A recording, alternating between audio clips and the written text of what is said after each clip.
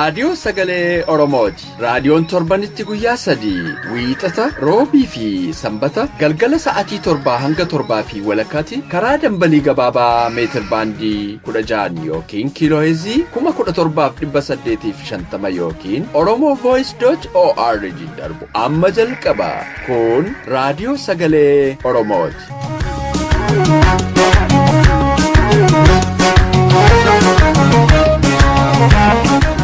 Akkam waltan dhaggeeffattoota keenya kabajamoo kun qophii keenya wiixata raadiyoo sagalee Oromoo irraatii yeroo kana kan isiniif darbu. Qophiin keenya har'aa oduu fi qophii xiyyeeffannooti. Muuziqaa torbees ni qabna. Qophii keenya beeksisuun kan si waliin turu Allammii Sooriiti. Haga xumura qophii keenyaatti akka nu waliin turtan gamanumaan isin affeerra amma gara oduuttan isin dabarsa.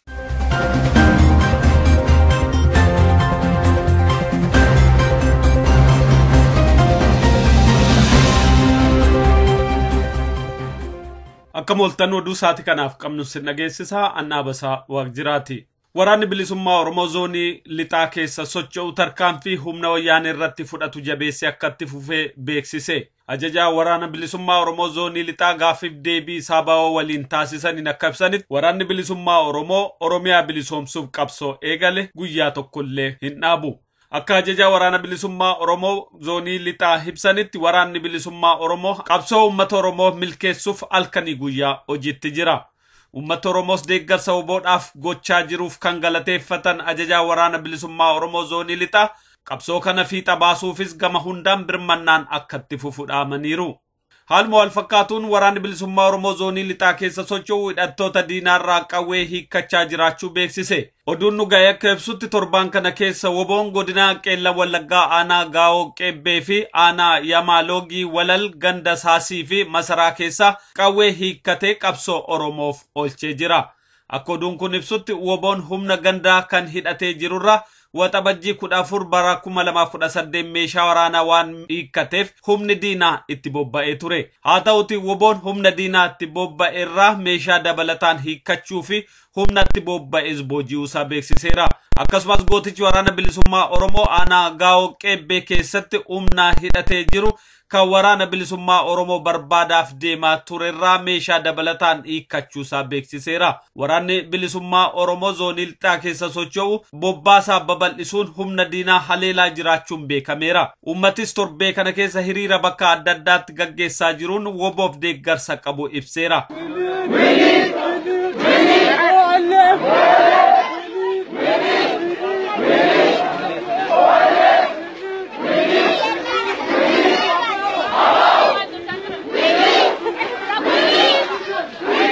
Kana malees adda bilisummaa Oromoo akka isaan bulchuu uummati ifatti hiriira baanii ibsaa jiraachuun kan beekamu.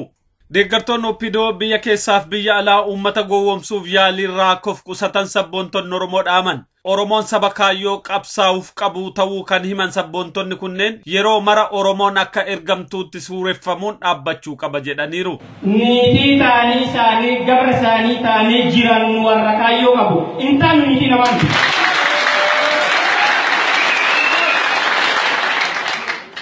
Nuti sablammii miti nuti Oromoo saba tokkoffaa.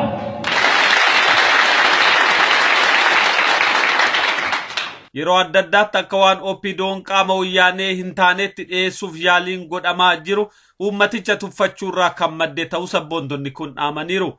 Waggoota 27 darban ajjechaa fi ukkaamsaan uummata Oromoo irra gahaa turee fi jiru kan Oppidoon harka keessaa qabdu waan ta'eef otoo xurii sana hin dhiqatin akka qaama alaarraa dhufeetti of dhiyeessuuf yaalii gochuun badii duraan ture kan hammeessu ta'ullee sabboontonni kun himaniiru. Ololaaf kijibaa yeroo balleessuurra qabsoo uummataatti makamuun umurii gabrummaa gabaabsuu keessatti ga'ee isaanii akka gumaachanillee sabboontonni Oromoo kun dabalanii dhaamaniiru. Keessaayyuu yeroo ammaa qabsoo qeerroo fi uummata Oromoon injifannoolee argamaa jiran akka waan Oppidoon fiddeetti dhiyeessuuf yaaluun gochaa badii baroota darbanii deebisanii akka haaromsuutti fudhatama jedhaniiru. Oduun saati kanaaf qabnu kanumaa qophii keenyaa fi waliin nagaannuu tura.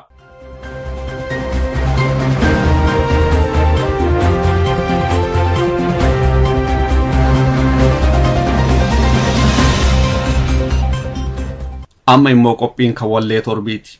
Itti aansuun sagantaa keenya idilee xiyyeeffannaatu dhiyaata. Amma gara walleetti.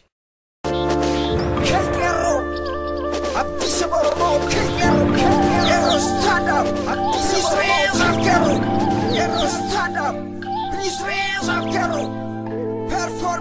responsibility.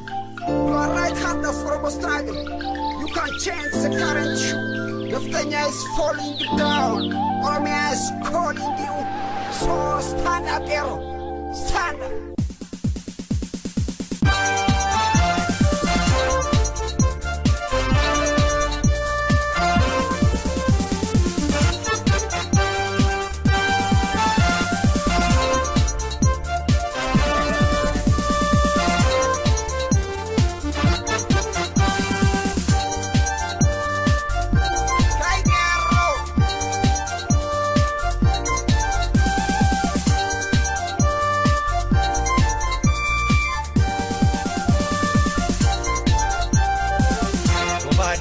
jala bobba abgalti saani finiisaati jiran qabsoo wal jaaran saba saaniif jecha laatan lubbuu qaanii isin cinaa jirra jennaan qeerroodhaani baadiinaa jala bobba abgalti saani finiisaati jiran qabsoo wal jaaran saba saaniif jecha laatan lubbuu qaanii isin cinaa jirra jennaan qeerroodhaani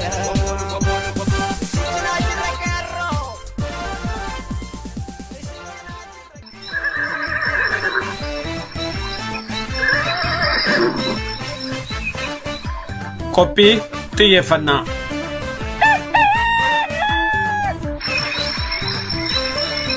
Akkam jirtu dhaggeeffattoota keenya. Qophii keenya xiyyeeffannaa keessatti waan dhimma Oromoo ilaallatu kan uummata Oromoo guddisee hubachuun irra jiraatu irratti xiyyeeffannee torbaanitti daqiiqaa 20 isin waliin turra.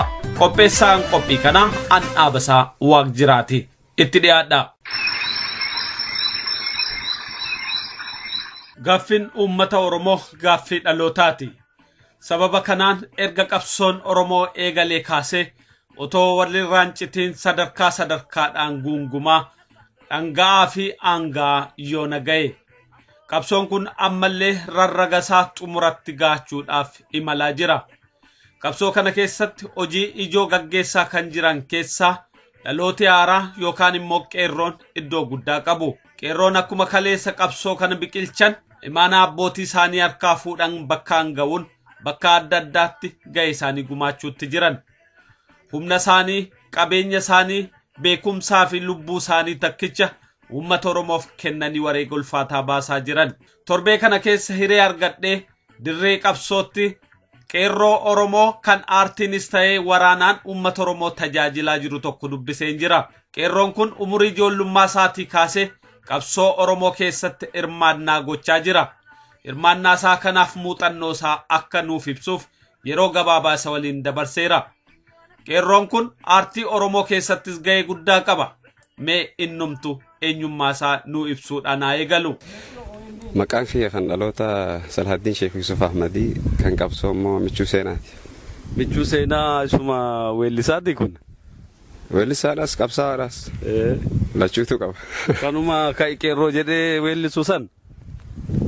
Isuma san na fakkaataanu. Isuma. Abboo maalatoo isa sanarra qal'aa fakkaata amma furdatte akka? Qilleensa. Akkasi. Abboo maal taanaan gara qabsoo kana dhufte ati teessee bashannantu sirbitu maal ni waansa? Maal bashannanee waan dhabe mas bashannanaan jira. Waraana bilisummaa Oromoo jechuun dirreen qabsoo dirree bilisaati waraana bilisummaa Oromootiif. Biyya keessatti akka namni halkan edanuun qabama boruun qabama rasaasaanadha niin tumama maal jusaniin qabdu waraana bilisummaa Oromoo mooraa bilisaati. Bilisa taatee jiraata wareegama tokkicha sabaaf kannete qofa eeggatta malee isaan ala bashannanni akkasiin jira jee yaadu. Ayyemee jireenyi qabsoo kun akkamitti ibsama nama amma keessa hin jirreef maal fakkaatame? Jireenyi qabsoo nama hin beekneef tarii ulfaataa ta'uu danda'a yaadaan yeroo laalanii qaamaan yeroo dhufteetti seentu ammoo gammachuudha jireenyi qabsoo. Tokko qooda dhalli Oromoo tokko qabsoo bilisummaa Oromoo irraa qabu yookaan gumaacha namni tokko akka nama tokkootti qabu tokko yoo gumaachite sammuu keetiif boqonnaadha. Teessee immoo jireenyuma dhuunfaa keetii oofachaa oolte yoo ta'e osoon san godhe osoon kana godhe Oromoo si bira dhahamu tumamu hidhamu dhiitamu laalte yeroo hunda gaddaan jiraachuurra falattiin garaa keessana quuqaa keessana baafattu sabarraatti waan tokko dhagaa tokko darbattee duutu sanatti dhaqxee dabalamuuni baay'ee sitti tola. Egaa nuti warra san keessaa tokko. Teenyeeruma hunda gadda himachuu abaluu du'ee achitti nama akkas taa'e anoo boru kamiin ta'a maal jechuu sanarra mooraa qabsoo keessatti sun hin jiru. Atis diina jeesuuf baatee diinni sammoo si jeesuuf deemanii beeyta kana qabsoon hadhaawaadha. Beela qaba, dheebuu qaba, dararaa qaba, obsa si gaafata, murannoo barbaada. Waa hunda ittiin dhaqqaba abdii jiru fi niin injifadha waan jiru abdii fi sammuu akkasii barbaada. Sana nama qabuuf mooraan qabsoo bilisa. Waan ulfaataa akkasii kana murteeffattee dhufuudhaaf maaltu karaa sii ta'e? Ani irra guddaa dhugaa dubbachuuf yoo ta'e maatummaan kiyyaa guutuun qabsaa'ota. Warri obboleeyyan kiyya ta'anii kan qabsoo kanarratti har'a lubbuudhaan wareegamanis jiru. Kan qabsoo kanarratti ammoo qaamaa hir'atee lubbuun jirus jira. Obboleessumti kiyya amma Afrikaa kibbaa kana jira tarii. Fawzii Sheekaa Yaamaannis achuma jira. Khatti wareegamee jira. Abbaan kiyyaas qabsuma kanarratti dararaamee keessa ga'ee qabeenyatti saamamee ilmitti jalaa fannifamee qabeenyitti gubatee walumaa galaan qabsoo Oromoodhaan akkaan itti baradhees hin beeku. Abaa'oo fi woboo kanuma ittumaaniif bare'ani. Maaliif yeroo obboleeyyan kiyya qabsoo keessa turan sanis mana dhufu manatti nyaatanii dhuganii fakkeenya hoonsii kaasee qubee afaan Oromoo manatti hin baradheani mana barnootaatti hin baranne. Kanaaf qabsoo dhalootumarraa hin as fuudhani. Keessumaa ijoolleen dargaggoon qeerroo akka keetii yeroo itti bashannananii jiraatan yeroo itti mana barnootaa dhaqanii jireenya egereetiin waa godhanitti murtii kana fudhachuun ulfaataadha. Ati murtii kana fudhattee kun mooraa qabsoo keessa jirtaa weellisaan illee hojii adda addaan waa gumaachaa jirtaa yeroo dheeraaf hin argaa jira. Kun dhugumattuu hedduu murannoo jabaa nama gaafata. Dargaggoonni akka keetii murtii akkasii fudhachuuf maal guuttachuu qabu dura? Murtiin kun akka lamatti itti seenta murtii qabsoo. Tokko fedhuma waraana bilisummaa fi abaa'oo irraa qabduun itti seenta. Osoo maalummaa abaa'ootii fi maalummaa qabsoo wajjin baafatini. Abaa'oo yeroo jaan akka waan amantaa wayiitti ilaalani uummanni yoo ilaaltan. Ani yeroon biyya keessa jiru akkasittiin hubadhaa hawaasa keessatti yeroo margu abaa'oodha jennaan akka waan addaa tokkotti leellisa uummanni. Amma faasilaa daranuu ta'ee jira. Sanii fi tokko namni akkasumatti fedhuma abaa'oodhaaf qaburraa kan dhufee qabsootti dabalame eegee qabsootti dabalame maalummaa siyaasaa fi qabsoon Oromoo akeekaa fi kaayyoo dhaabni kun ittiin bu'uureeffamee deemu addaan baafatee qabsoo eegala. Inni sun immoo yeroodhaaf tarii haalli qabsoo itti ulfaachuu danda'a. Boodarra garuu maaliif akka as dhufe eega bare abaa'oon maaliif akka dhaabbate eega bare homaatti hin ulfaatu. Ejjennoo godhataa deema, murannoo godhataa deema. Tokko immoo duraanuma beekeeti namni tokko eega siyaasa Oromoo kana baratte eega wanti gabroomuun Oromoo sii hubatame Oromoon kolonii ta'uun erga sii hubatame senteessisu waan agartuun daatu si aarsa waan sala Oromoo irratti ta'uu hin qabne yeroo namni waan san sirratti godhuu hin dandeenye godhufaa yeroo argitu aarta. Inni akkasii sun yeroo mooraa qabsoo dhufee hidhannootti galu ni qabbaneeffata jechuudha garaa isaatu qabbanaa. Sana godhuudhaaf garuu dura miidhaan Oromoo irra turte maali? Inni har'a irra jiru maali? Yoo akkatti itti fufu Oromoon fuula duraafoo maal ta'a? Anis Oromoo irraa tokko waan ta'eef anumtuu maaltu narra ga'uu danda'a? Hiriyootuma ollaatti jiran namoota adda addaa heetii gita heetii irra maaltu ba'aa jira? Isa jedhu sana laalee narra gahuun qabu kun asirratti dhaabbatu qaba murtiin jedhu murtii abbaati. Eega as dhufetti garuu dirqiinuu isa murteessisiisa. Yeroo hunda namni tumamaa oolu bari ni harrooma jedhama. Garuu hin harrooma. Eessaaniin firraa baasa akkamittiin firraa baasa waan kana waan jiru. Yaaduu eegala waan ta'eef dargaggoonni keenya bashannanni yeroon bashannanaan dabru namni lubbuudhaan jiru. Ani hangaan tures mana barnootaatiin ture mana barnootaas yeroon ture maatiin waan akka bashannanaa kana naan ayyaman turani. Bakka cidhaa bakka maalii kanaasanii deemee bashannanee hin beeku. Kan hin beeku mana barnootaan ture mana barnootaa baanaan ammoo mooraa qabsoon dhufe an bashannanni kiyya waraana bilisummaa Oromoo waliin. Turteetti adda mooraa qabsoo dhufte? Mooraa qabsoo egaan dhufe tureen jira. Ture waan siin jee amma rakkisaadha. Amata meeqa jechuudha? Amma gara waggaa 10 akkas naannoo kanaan ta'a. Baay'ee jabaa. Mooraa qabsoo keessatti immoo kan ittiin beekamtu tokko sirba ijoollee baqatanii otoo deemanii bishaan keessatti nyaatamte sana nan dadhabe waa'ee jettee kan sirbitu sana. Sirba sana maalirraa kaateetu weellistee? Sirbi sun namni akkatti hiikata. Obboleettii isaa fa'aa wajjin manaa bahee jiru gaa icciitii sirba tokko abbaa barreesse fi daleesse qofaa beekaa jedhama akkuma saayinsii isaatti malee dhaabasaa irratti namni barreesse taa'ee siif sirbuu danda'a. Maaliif abbaa barreesse san qofaatu beeka waan ta'eef wantichi obboleettii tiyyatan dhalootaa miti. Dhalli Oromoo shamarran Oromoo kamuu akkuma siif obboleettii anaafis obboleettiidha. Wanti isaan irra ga'u sun akkuma waan obboleettii tiyyarra geesseeti waan ta'eef seenaa qabatamaadha. Doonii irratti nu mudate wanti sun andoonii gubbaa guyyaa 12 ture bifti gurraacha ta'e argitu kun jijjiiramee daaraa fakkaate. Waan sana gaa humni yeroo sanaan qabu seenee nama sana baasuu hin danda'u itti seenta taanaan amma walumaan dhumuu ta'a jechuudha. Kanaaf wanti sun egaa mooraa qabsoo seene kana baay'ee sammuu kiyya waan na nyaateefi 2009 keessaan walaleessee daleesse waan sanii hin maxxanfamne illee hanga ammaa akkasumatti jira.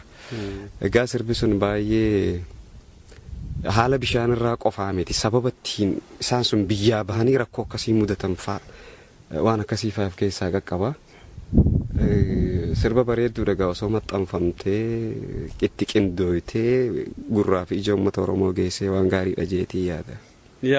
Hedduu ergaa guddaa qabamee amma meeshaan hin jiru dhugaadha achirratti fayyadamuu dandeenya isaa yuutuubii irra jiru sagaleen xiqqoo irraa nu jechuu dandeessaa?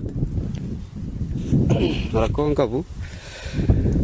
Way garaan koon dandeenye dhiisee bira darbu bishaaniin nyaatamte osoon ijaan argu galaanni galaana maal wayyaa way ana lubbuun bahuuf jetti obboleettii koo kana galaanni galaana maal wayyaa way ana lubbuun bahuuf jetti obboleettii koo kana.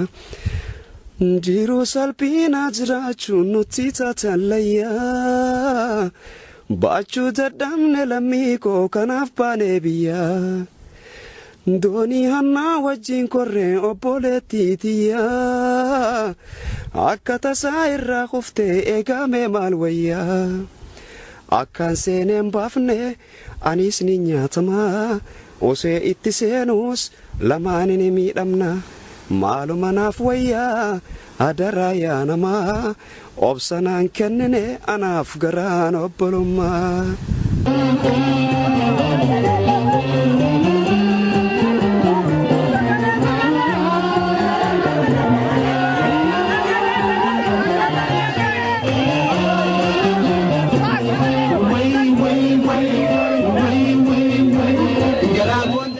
Kana fakkaatti. Hedduu ulfaataa fi hojii boonsaadha dhugaadhaaf galata guddaa qabda. Gara waraanaa dhuftee akka waraanaa taatee saba Oromoof waan buusa jettee hawwisoo keessatti sirmaannaa gochaa jirta. Hirmaannaa kanaan qeerroon biyya keessaa hedduu si jaallata hin beekne hundi keenya. Wallee warraaqsaati as keessatti gumaachaa jirtu kun akkamiin qabsoo bilisummaa Oromoo gargaara? Ani gaagama kiyyaan waanuma qooda qabsaa'aan tokko godhuu qabuun godhaa jiran qaamni akka inni qabsoo Oromootiif oolu godhu immoo qaama biraa jira. Inni sun isaanumaaf dhiisa. Ani garuu akka qabsaa'aa tokkotti maaliin godhuu qaba? Dandeettiin qabu kanaan uummata kanaaf maaliin godhuu qaba? Qabsoo kanaaf maaliin godhuu qaba? Dandeettii osoo hin qabuu ciisuurra teessee kilaashuma qofa eeguurra waan danda'u sana of keessaa baasee quuqaa kiyya sana ummata kiyyaan gahachuun anaaf akka nama dhibdee garaa baafatuuti. Kanaaf yeroo baay'ee walaloo yeedaloo akkas waan akkanaa kana baay'een hojjedha. Boqonnaa kiyya gaa irra guddaa kanuma irratti hin dabarsaan yoo namaa gala. Yeroo amma deemaa dhufee qabsoo Oromoo waan irra ga'e ilmaan Oromoo qeerroon Oromoo waan gochaa jiru walii galatti sadarkaa irra ga'e akkamitti hubattaati? Ani baay'ee natti tole gaafaan jalqaba sirba qeerroo tana hojjedhu maqaan qeerroo hin jiru. tarii yoo dagatuu baatanii jaalibsaan fa'aa numa beeku hin kaane wanti kun yeroo sana odeessa wayii namarraa dhagee namootuma haasawan wayiirraa dhageeni nuti sadarkaa nuti irra jirru sadarkaa san keessa jirra waan ta'eef maal godhuu qabna wanta nurra ga'e immoo akkamitti dandamachuu qabna yoo balaan fedhee nurra ga'e immoo qabsoo kan hagam takka tarkaanfachiisuu dandeenya amma kan ajaa'ibu namoota maqaa qeerrootu dhiyeenya kana eega qeerroon addunyaa irratti beekame dhaga'aniitu akka waan qeerroo kana keessaa qooda qaba wayiitti dubbatu qeerroo garuu nuti waraanni bilisummaa Oromoo ni beekna yoomirraa jalqabee akka qeerroon ijaaramuu eegalee eenyuun akka jalqabee beekna waan ta'eef isa akkasiisan baay'eetti hin dhiphannu nuti kanaaf gaa sirbittiin sun waan guddaa hojjette jeetii yaadaani qeerroo bilisummaa Oromoo biratti sirboonni san booda babahanis baay'eedha maqaa qeerroo kanaani kanaaf bu'aa guddaatu jira dhaloonni ammaan tanaaf hin hojjenne ammallee seenaarraa duubbeetti deebinee yoo laalle qeerroon duruma ture jaarraa 16ffaa keessatti duuba deebinee laalla yoo ta'e loloota gaammeedhaan Oromoo yeroo saniif jaaree lolaa ture seenaa dubbisuu danda'ana qeerroon isaa wanti biraan hin jiru kanaaf wanti gaarii fi gaanfa Afrikaa miti Afrikaadhaaf raajii addaa kan ta'e jaarraa 16ffaa keessa Oromoon lafa saamamee fi maal ta'e hunda bakka deeffate suni arra dhaloota ammaa kanaan xumura argachuun oolu raajiin addaa hojjetamuun oolu yaada jechuun qaba waan kanarratti tarii fuula duratti yoo rabbi na gargaare waan addaa tokko hin hojjedha jeen karoora akkasii qaba egaa raajii sana immoo argumaaf ta'e numaatu hojjetaa numaatu argu ta'a waan ta'eef hedduu bareedaadha kan qeerroo sirba sana gara dhumaa irratti nu eebbista dhiyeenya kana gara biyyaa deemtee turteeti ani hanga Oromiyaa walabomtee manna Oromoo bilisoomutti manaa fi biyyaan itti galuu sin qabu wayin dhaga'ee warri feesbuukii kun waan adda addaa odeessu maatii keellee rifachiisanii akka turan quban qaba maalirraa waan sana wayii waan dhageesse qabdaati ani waan dhageesse hin qabu kun horma isinuma farraa nama dhadhagaa maleedha ni du'ee jaanii akkas godhan jehu haa galatoomani egaa hana duraas dubbadheen ture ani dhalle Oromoo ilma Oromootiif du'anaa'u osuma waan fedhe ta'e'u Oromoon Oromoodhaaf du'anaa'u inni diinna ajjeesaa jiru ni ga'a waan ta'eef kanaaf ani hin duune qabsoo sabaarraan jira namni du'e immoo nama jiraa ajjeesuudha nama osoo namni lubbuun jiru jiraa du'aa godhu kan isaan du'e jaaniin sana osoo hin taane isa yaada akkasii boorsu saniitu du'aadha isaatu du'e malee ani niin jira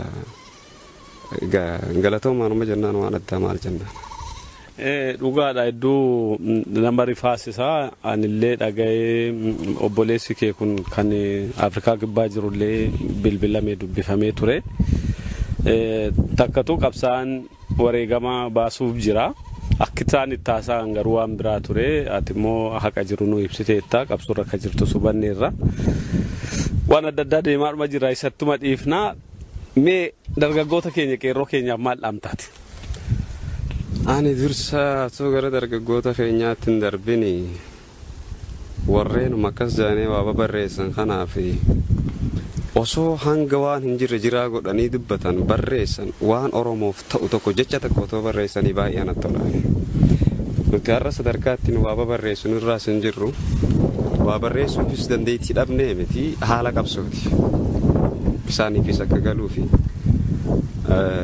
akka isaanittis ammoo olola akkasii irratti yerootti bobbaanus hin qabnu sa'aatii akkasiis hin qabnu sa'aatiitti bilisummaa Oromoo ka'as dhiyaate kana galmasaatti dhaqqabsiisnutti yeroo keenya gubuu barbaanna malee tapha akkasii yerootti taphannu hin qabnu kanaaf waan akkasii taphachuurra waan boru nun gaabbisiisne tokko waan boru ittiin boonnu tokko dhalle Oromoo kun dandeettiin barnoota namni argate ittiin ololuuf yookaan ittiin kijibuuf bu'aa ifiif buufate ifirra yoo darbe immoo saba kanaaf bu'aa buusuuf haga danda'u dhagaa tokkos ta'u saba kanaaf darbu dhagaan darbu taanaan ammoo jecha tokko saba kanaaf yoo barreesse anaan baay'ee natti tola isaaniinis jechaan jechuun hin qabu Oromoodha waraanni bilisummaa Oromoo soo haguma fedhe namni olola irratti oofeellee jecha hamaa Oromoodhaan hin jennu safuu qabna waan ta'e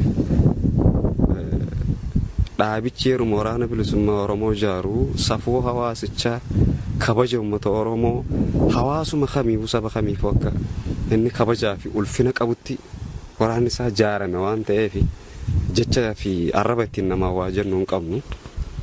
Sammuu akkasiitiinis jaaramne. Sirnaa fi naamusa akkasiitiinis jaaramne. Yoo sirnumaa fi naamusa illee dhabanii hoodumaa fi safuu ummatichaa sana akkan daganne. Malee abaluuni du'ee abaluun akkas ta'e qabsaa'aadhaaf du'uun waan haaraa miti. Nuu miti anaa miti kanaa olii meeqaatu dhumanii dhabaman. Kan du'ee reeffi isaaniin argamin meeqaatu jira. Michuun irra duutee dhiiftee homa faayidaa hin qabu. Bu'aan dhufus hin jiru. Tarii waan irraa argatan yoo qabaatan nama ajjeesuurraa ani hin beeku isa akkasiisan. Kun taphuma sooshaal miidiyaa jettan kanaatti wantichallee hin beeku ani beekta. Kanaaf isaan haa jajjabaatanii ani garuu hin duune silaa deebisaanii kannaafiin ture haalaatu naanaan jeeni malee bifa gabaabaadhaan hin deebisaa kannaaf ture sun isaallee anja'uun isaan oolu garuutti yeroo warra olola oofaniif deebii isaanii kannuudhaaf itti rakkachuu fi itti dhiphachuurra hin jirru waan ta'eef agalatooman. Mee fayyaa ta'e ulfaadhu dhumarratti sagalee keetiin sirba qeerroo sana xiqqoo shirraa nuu jedhi dhaamsa qabaattachumaan nu xumure. Sirba qeerroo ittiin sii deebi'a dura dhaamsa qeerroo fudhattee turte. Dhaamsiniin an qeerroo bilisummaa Oromoof qabu keessattuu weellistoota warreen biyya keessa jiran haalli isaan keessa jiran danqaa ta'uu danda'a ni beeknaas akka danqaa ta'e rakkisaa haala akkaan rakkisaa keessatti akka hojjechaa jiranis ni beekna. Haa ta'uuti ni qabbanaani inni kun ammoo bakkuma duraanii sanitti oo'insuma jalqabe saniin deemuu qaba qabsoon walitti fufiinsaan ta'uu qaba malee yeroo takka oogunee yeroo takka gaddeebi'uun diinaaf boqonnaa kennuudha waan ta'eef isa sanarratti osoo deebi'ani yookaan ammoo as gara keenya kanaas laalaa nutis waan asitti hojjenne gara isaanitti erginee akka muuziqaa fi waan adda addaa irratti hojjetanii isaan deebisanii wal keessa hojjechuu akka dandeenyu irratti falafaa dha'uudha malee xiqqoo ni callisan. Qabsoon ammoo abdii kutannaan barbaachisu obsaa fi murannoo gaafata. Haalli diinaa yeroo tokko jabaachuu mala jabaatee immoo akkasittiin hin hafu ni laafa. Namaatu immoo irratti hojjetee laaffisa. Diinnis hojjeteeti haala sitti dhiphisa. Ati immoo irratti hojjettee haala inni dhiphisa san firraa furta jechuudha. Kanaaf asirratti jabaachuu qabanii diinaaf wal konnuun diina dhiisanii walirratti xiyyeeffachuun diina dhiisanii rakkoo fi dhiphina yerootti xiyyeeffachuun isa kana dhiisanii jabinaan fuuldura isaanii ifni akka jiru beekanii sossoo'uu qabanii yaada joon dhaamsa qabaa fi sirbichattiin si deebi'a. Bobaa diinaa jala bobba'aaf galti isaanii qeerroon finiinsaatii jiran qabsoo wal jaaranii qeerroon saba isaaniif jecha laatan lubbuu qaalii isin cinaa jirra jennaan qeerroodhaanii woboon hidhaa fi ajjechaan abdiin kutachiisne tirikaan guggubuun torchiin irraa laafne hidhaa fi ajjechaan abdiin kutachiifne tirikaan guggubuun torchiin irraa laafne barumsa irraas kutuun sammuu adoochanii maaltu irraa hafee lubbuus balleessanii qeerroo yaa qeerroo yaa qeerroo qeerroo ka'ii lolii saba keerraa kaasiroorroo barataa barsiisaa shamarran dargaggoonni lubbuun laman duutu jechuun dhaadatanii itti fufana falmaa bakkayyuu ka'anii Oromiyaa wal gahe gamtaan qeerroowwanii kana fakkaata. Hedduu fayyaa ta'ee dhaggeeffattoota keenya qophii keenya hordoftan qabsoon uummata Oromoo sadarkaa adda addaa keessa darbee yoo nageera qeerroo dhaloota haaraa itti hirmaatan kan akka michuu seenaa waliin saatii muraasaaf dabarsee ergaa jabaa fi bareedaa akka argattan abdiin qaba. Ammallee nu jabaadhaa fayyaa ta'e. Ulfaadhaanis. Fayyaa.